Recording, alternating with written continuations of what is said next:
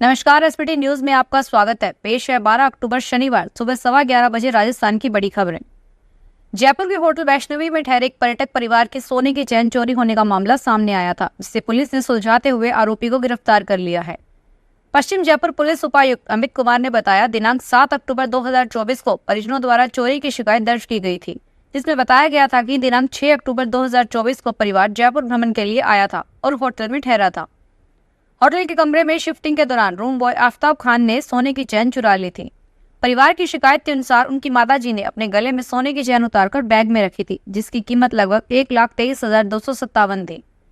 जब परिवार जयपुर से लौटकर होटल आया तो उन्हें पता चला कि चैन बैग में नहीं है। इसके बाद पुलिस ने मामला दर्ज कर जांच शुरू कर दी और होटल के स्टाफ से पूछताछ की। राजस्थान हाईकोर्ट ने पिछले 8 सालों से एक याचिका में जवाब पेश करते हुए सवाई शासन विभाग पर 5,000 रुपए का जुर्माना लगाया है।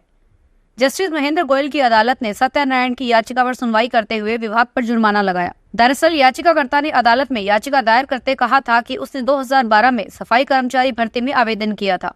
वह पहले से संविदा कर्मी के तौर पर कोटा नगर निगम में कार्यरत है, लेकिन उसे भर्ती में वरीयता नहीं दी गई है। हाईकोर्ट ने 2016 में दायर याचिका पर नोटिस जारी करते हुए सवाई शासन विभाग से जवाब मांगा था, लेकिन विभाग ने पिछले 8 साल में जवाब ही पेश नहीं किया। बीकानेर शहर के कई क्षेत्रों में दिन दहाड़े लूट करने की घटनाओं को देखते हुए पुलिस ने धरपकड़ भी तेज कर दी है। एक ही दिन में पुलिस ने पर्स और मोबाइल छीनने वाली गैंग के 3 बदमाशों को दबोच लिया है। इन तीनों को गिरफ्तार करने के बाद पूछताछ की जा रही है ताकि और चोरियों का राज खुल सके। एसपी कावेंद्र सिंह सागर ने बताया, पिछले दिनों बीकानेर में लगातार सरेराह लूट की घटनाओं को देखते हुए एक टीम गठित की गई। इस टीम ने सीसीटीवी फुटेज के आधार पर धरपकड़ शुरू की। घटनास्थल पर सीसीटीवी फुटेज का निरीक्षण किया गया। इसके बाद मुखबिर तंत्र की सहायता और तकनीकी साधनों का उपयोग कर राह चलते लोगों से पर्स और मोबाइल छीनने वाली गैंग के आरोप में 3 बदमाशों को हिरासत में लेकर पूछताछ की गई। इन बदमाशों से लूटे गए मोबाइल फोन बरामद किए गए हैं। इसके अलावा 2 संदिग्ध व्यक्तियों को धारा BNSS के तहत गिरफ्तार किया गया है। टैक्सी में सवारी बैठाकर मौका देखकर सवारी के साथ लूटपाट कर उसका मोबाइल व रुपए छीनने के मामले में भी 2 बदमाशों को गिरफ्तार किया जा चुका है। बांसवाड़ा में 2 साल से रखी स्कूटी कबाड़ हो चुकी है। इन पर झाड़ियां उगाही है। 10वीं और 12वीं में 66% से अधिक अंक लाने वाली छात्राओं को मेरिट लिस्ट के आधार पर ये स्कूटी बांटी जानी थी। ऐसी 1500 स्कूटी है जो शहर में अलग अलग जगह रखी हुई है। राज्य सरकार ने इन्हें करीब 13 करोड़ रुपए में खरीदा था। बता दें कि पूर्ववर्ती अशोक गहलोत सरकार ने बेटी प्रोत्साहन योजना शुरू की थी, जिसमें होनहार छात्राओं को स्कूटी दी जानी थी, लेकिन अभी योजना पर ब्रेक लगा हुआ है। इस स्कूटी मामले को लेकर कैबिनेट मंत्री बाबूलाल खराड़ी का कहना है कि बांसवाड़ा में 2023 से 3,000 की स्कूटी आई थी। उसमें से 1500 स्कूटी तो वितरण हो गई, लेकिन 1500 वितरित करने के लिए रह गई थी। QR कोड नहीं जारी होने के कारण वितरित नहीं हो पाई है। सरकार को उसी समय QR कोड जारी करवा कर बच्चों को स्कूटी वितरित करनी थी, परंतु ऐसा नहीं हो पाया। राजस्थान के जालोर जिले में लगभग 5 करोड़ के गबन के मामले में बालवाड़ा ग्राम सेवा सहकारी समिति के तत्कालीन व्यवस्थापक MD Jalore central cooperative bank शाखा के साइला के ऋण पर्यवेक्षक आशाराम मेघवाल एवं समिति के तत्कालीन सहायक व्यवस्थापक चंपालाल जीनगर को गिरफ्तार किया गया है।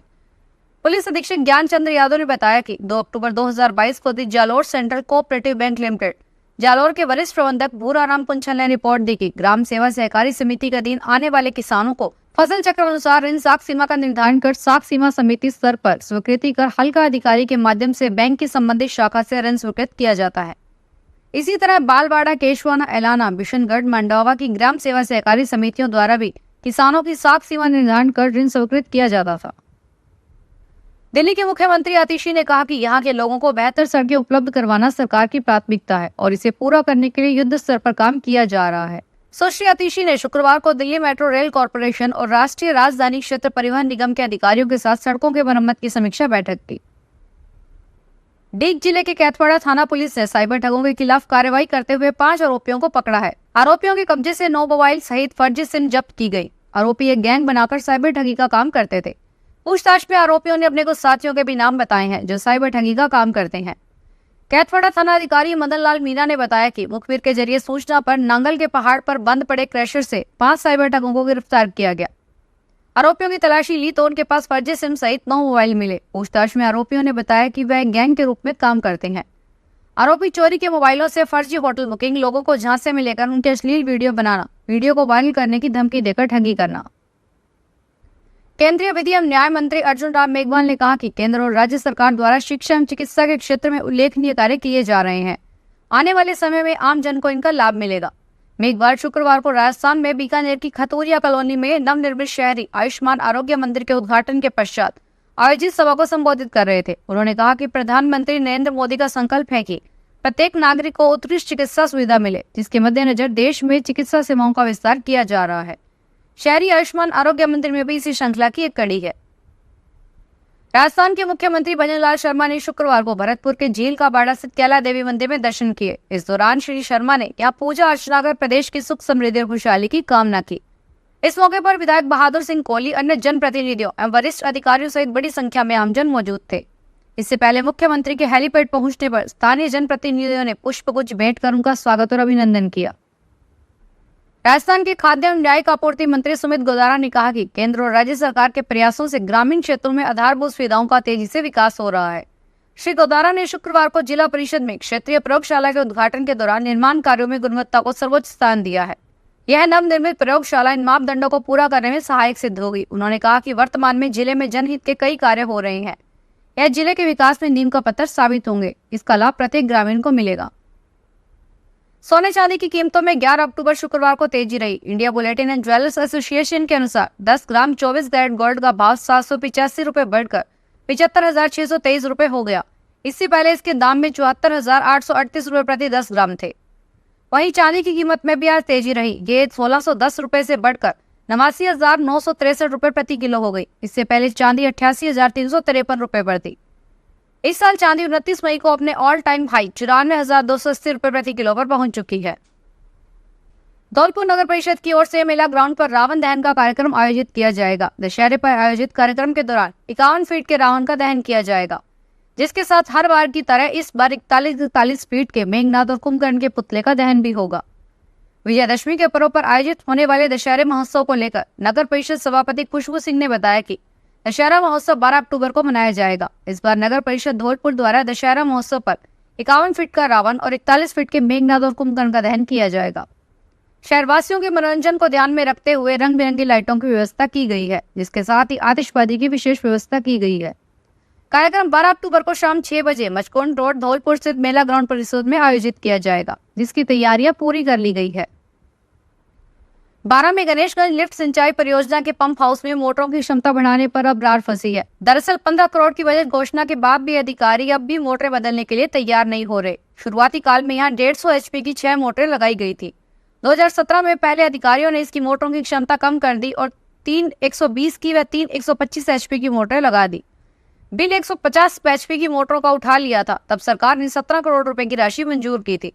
अब जब सरकार ने 15 करोड़ रुपए मंजूर किए तो अधिकारी 150 HP की मोटर डालने को तैयार नहीं। जब तक 150 HP की 6 मोटरें नहीं डलेगी तब तक किसानों के खेत में पानी पहुंचना संभव नहीं होगा।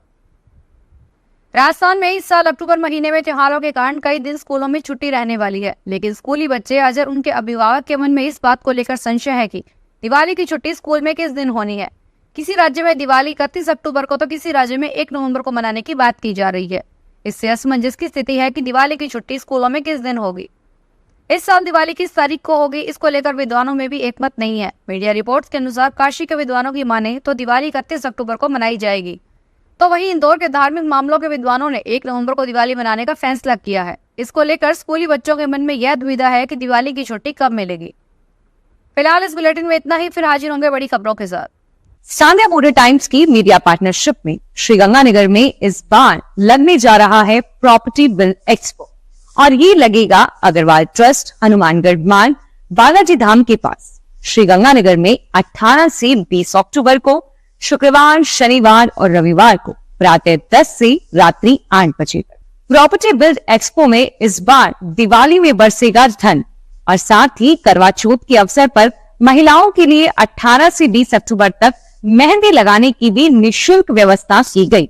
इस एक्सपो में श्रीगंगानगर शहर व अन्य शहरों में प्रॉपर्टी, मकान, दुकान, कोठी खरीदने और बेचने का मिलेगा आपको एक ग्रीन अवसर, और एक्सपो में आने वाली महिलाओं के लिए बिल्कुल फ्री में मेहंदी लगाई जाएगी, और इस एक्सपो में मिलेगा आपको अपने मनपसंद की प्रॉपर्टी खरीदने का और बेचने का भी मौका। इस एक्सपो में एंट्री बिल्कुल निःशुल्क रहेगी, तो जल्दी जल्दी आइए और विजिट कीजिए इस प्रॉपर्टी बिल्ड एक्सपो को। Thank you so much for watching. धन्यवाद। अगर आप भी अपने आसपास की छोटी बड़ी और महत्वपूर्ण खबरों से अपडेट रहना चाहते हैं तो सब्सक्राइब कीजिए हमारे चैनल SPT न्यूज को और प्रेस कीजिए बेल आइकन पर।